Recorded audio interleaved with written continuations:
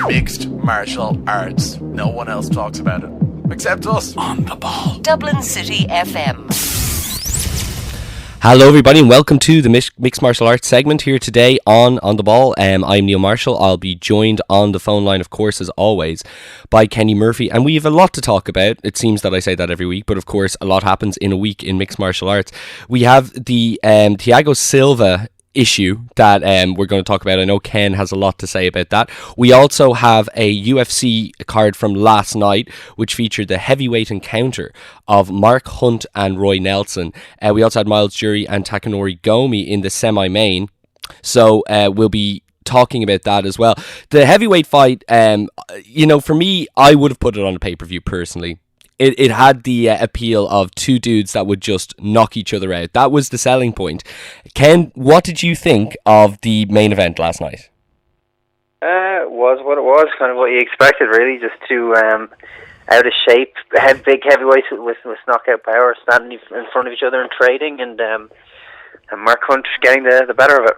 Yeah, well, break down the fight for us. Was it just as simple as anybody could have won, the first person to land a... Nah, Roy Nelson, I mean, he's always in bad shape, but he just looked gassed. I think almost sometimes he puts an effort in to get his cardio up, because he always manages to go 15 minutes, But I think because he was facing Mark Hunt, his thought was, well, I don't need my cardio because this guy's not going to have any. But he just looked awful from minute one. And I mean, it's not like Hunt was in great shape either. He apparently had a huge cut from in the 340 range. He got really heavy between fights. I believe he had, didn't look good. I believe he had 19 pounds to cut 2 days beforehand. Yeah, well, there you go. That says it all, really. So tell me this, obviously it was, for those of you who didn't see it, it was a knockout by Mark Hunt in the second round, around 3 minutes. Do you think Roy Nelson's cardio issue and the fact that he looks so sloppy as well as the knockout, is this basically the end for him, or because of the frequency of shows, can you see Roy staying on for a little while? Or Dana's always been very critical about him. It's not the end for him. I mean, the thing about heavyweights is whenever they lose, it tends to be fairly dramatic and impactful and definitive and declarative knockout. I mean, when Mark Hunt lost to Junior Dos Santos, people probably asked the same question about him, but it's just the nature of being a heavyweight, is that if someone with that power and that size lands on you, you're probably going to go to sleep. So, but I mean, the heavyweight division is dreadful in the UFC. You have guys like Andrei Arlovsky is now ranked as 7th in the world, and you have Bigfoot Silva, who's clearly a washed-up fighter. You've Stipe Miocic, I think, is in the top 5. I mean, who has he ever beaten? He's beaten Roy Nelson. That's about it. And it's a very talent-light division. It has really one. I think Cain Velasquez is the only fighter who could, if he were to transplant Cain Velasquez to another weight class, if he was a 205 pounder or 185er. He's the only one who would be an elite fighter. I don't think any of the rest of them would even contend. Maybe not even Junior. Yeah, no, I know what you mean. About 2 years ago, or slightly over, when we had Overeem coming in, you still had Brock there. Obviously, you had Junior and you had Kane. At least it felt like there was some interest around the top of the card. Right now, it is very, very much reminiscent of a year and a half ago with John Jones. The sense that the champion is the benchmark and nobody will come close, and just the kind of names you listed off there being in the top 10. What can they do with this division, or can you see anybody ever really properly putting a challenge up against Kane? I think that's the interesting thing, is that ordinarily when you have a champion out for a year like you have right now, you tend to get a lot of competitors developing, like a lightweight at 155. You had Benson Henderson, who really should have been the number one contender. You had Josh Thompson, who was. You kind of have Khabib Nurmagomedov, who has a case for it. You have Donald Cerrone, who has a big win streak, and you have Eddie Alvarez from Bellator. You have 5 guys you could say, yeah, you could justify them getting a title shot. Then, in this division, you have, who do you have?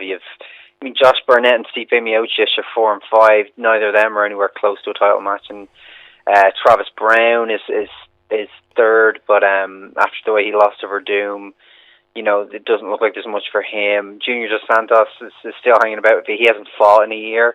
Verdum is the next contender. You just have no one. So it's just, I think if I were them, I would be I would be going with Hunt straight after the Velasquez Verdum fight. Assuming Velasquez comes out of that unhurt, I think you need to get him active, because he fights about once a year at the moment, and it's not great, and you need pay-per-view main events. So I would just want to just put that fight together. We all know all Hunt has is a puncher's chance. It's not going to do huge numbers, but none of your shows do anymore anyway. So just put it together, because I mean, you know, if you put Hunt in there with anyone, you don't know. I mean, he could get knocked out, or he could get outworked over 15 minutes. So you may as well just do that fight. It's a feel-good fight. You know, Hunt is somebody who connects with people, and just get it done. Let's talk about two fights that didn't go the way of the home crowd. The event took place from Japan. Miles Jury made short work of Takanori Gomi in the first round. What do you think of Miles' performance and Gomi moving forward?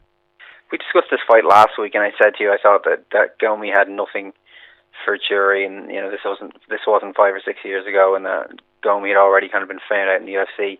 In spite of the fact that he's had a couple of decent fights in the last couple of years, you know, broadly speaking, his UFC run has been very flat, and I expected Jury to make short work of him. I don't read anything into it. I don't think it makes Jury any more of a contender. You know, you may as well put him in there with Tomato Can, as far as I'm concerned.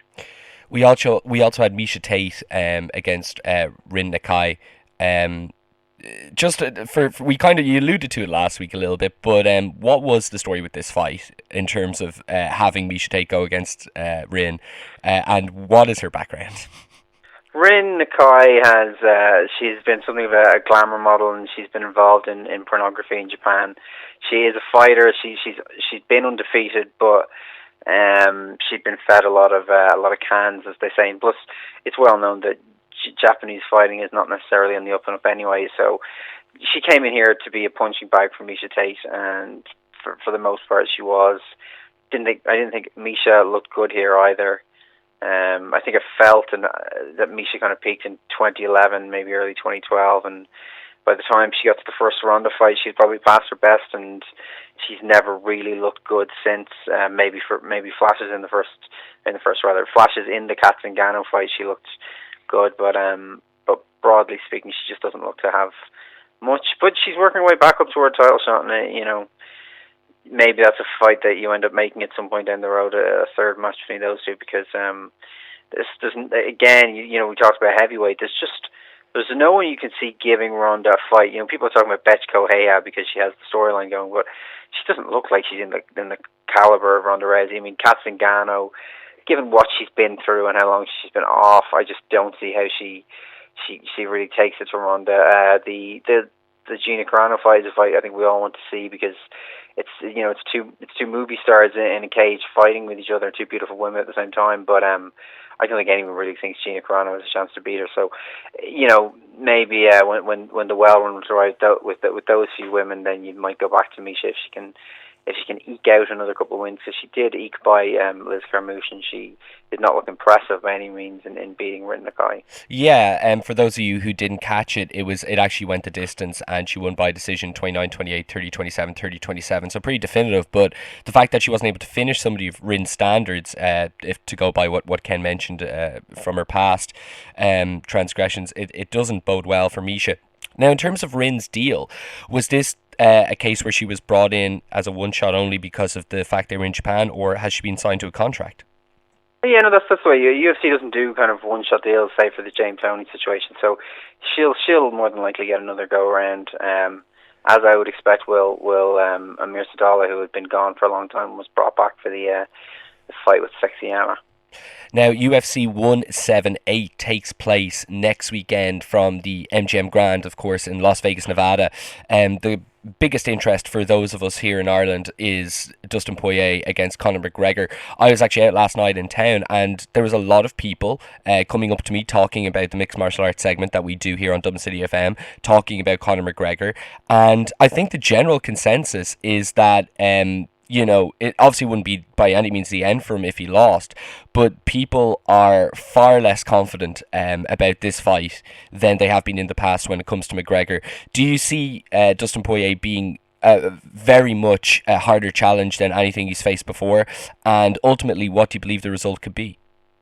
This is, I mean, I want to use the term gatekeeper for Poirier, but that really does him a disservice, because he's somebody who I could well see challenging for the championship in the future.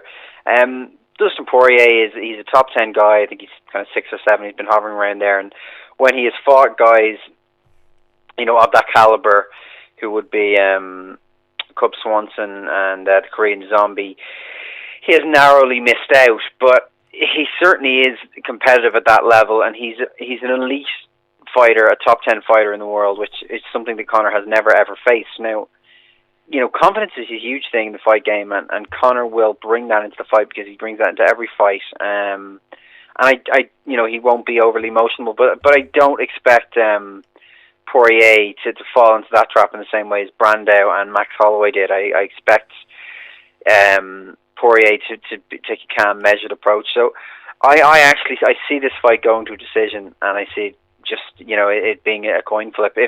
If Poirier can get his wrestling going, I've never been in the gym with Conor McGregor, but generally speaking, anybody from this side of the Atlantic Ocean who goes to the UFC struggles when it comes to wrestling. I think only Michael Bisping has ever kind of had wrestling defense good enough to keep him at an elite level. So that would be my worry for Conor. I could maybe see Poirier taking him down at times and holding him there if the striking is close. But I just think this is two extremely good fighters, and I think it could go either way. But I mean, it is one of those, if Conor were to get a knockout here, then genuinely he should be looking at a Frankie Edgar or a Cub Swanson or some of that nature next. He did state that he believed he should be in line for a title shot if he did defeat Dustin next Saturday night. Of course, well, Conor would say that, wouldn't he? Yeah, that's exactly what I was about to say. It is his job to say that. If the result of this went his way and he was put into a title match next, would you believe it to be too soon, or is this just a similar case to Chael where he has enough wins under his belt and enough ability to sell a fight that it isn't too much of an argument to put him up there straight away? When you say too soon, do you mean too soon from the promotion shouldn't be doing this, or too soon from he won't have that great a chance to win the fight? Too soon in terms of both, I suppose, Ken. I think if you can beat Poirier, if Aldo is still the champion at the time, if Aldo gets past Chad Mendes in October, then no, I wouldn't say it's too soon, because Aldo's not going to try and take it to the ground, so it's ultimately going to be a striking battle, and his striking will be tested by Poirier. If, say Chad Mendes were to go and beat Jose Aldo, even though Aldo is probably a better fighter than Chad Mendes, I just think you really want him to face an elite wrestler and get that takedown defense as good as possible before he ever gets in there with somebody who can just literally take you down at will, like a Chad Mendes. So that would be where I'd stand on that.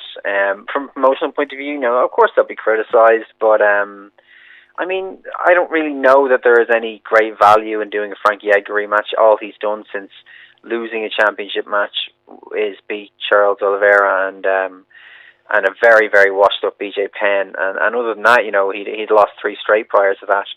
And the other fight would be the Cub Swanson one.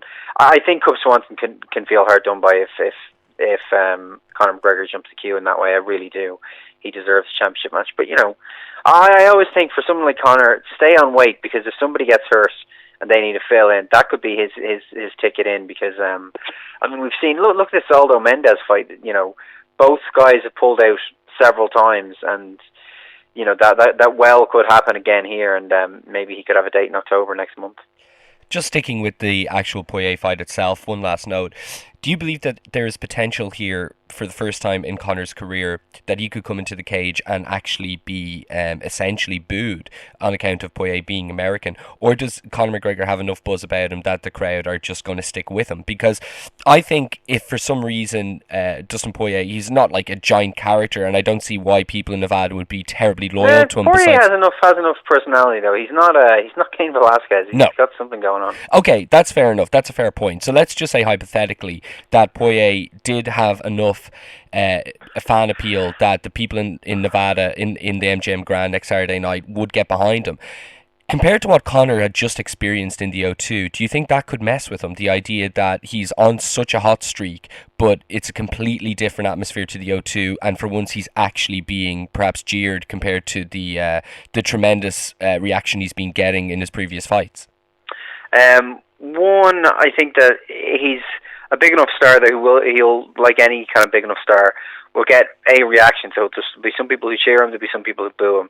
I also think there'll be a strong Irish or Irish American contingent, so that I don't expect that whatever reaction he gets, I don't expect it to be more boos than cheers. However, were that to be the case, I don't think he'd be affected in the slightest. I think he's very mentally strong, and he just wouldn't let it get to him. I just don't see him as that kind of personality.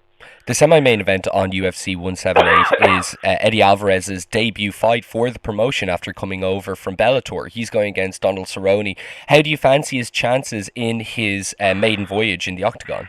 This is just a pick-em fight, and it's such a fascinating fight. Yes. Both guys often leave themselves open and get caught early, but have the ability and the jaw to kind of come back from it. Both are just explosive fighters. Eddie maybe has the edge in the wrestling. I'd say Cerrone has the edge in the jiu-jitsu, and the striking, it's just whoever happens to be crisper on the day.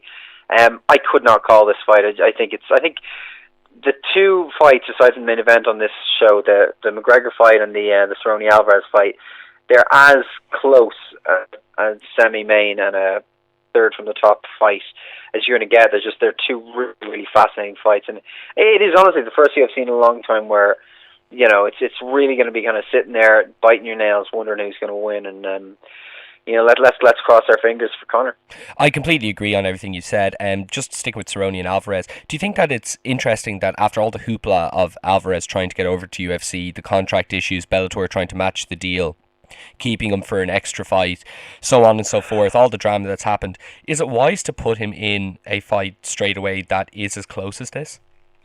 Yes, in the sense that, well, first of all, I don't know contractually what they gave him, but he claimed his deal is better than the deal that he had been offered. If he's getting a pay-per-view cut, then you can certainly see why they're putting him in the semi-main. Of course, if you're getting a pay-per-view cut and you're fighting on a Demetrius Johnson card, you are essentially getting a blank or a paycheck with a bunch of zeros on it. But anyway, in terms of promotion, I think that you want to get him in there straight away because they really need big-name fighters to fill up their cards, and the lightweight division is on hold because Mr. Glass, Anthony Pettis, was out for a year, and then he did the Ultimate Fighter, and so I think this is fine, and I could well see him in the same way as I predicted last year that Josh Thompson and Anthony Pettis wouldn't happen.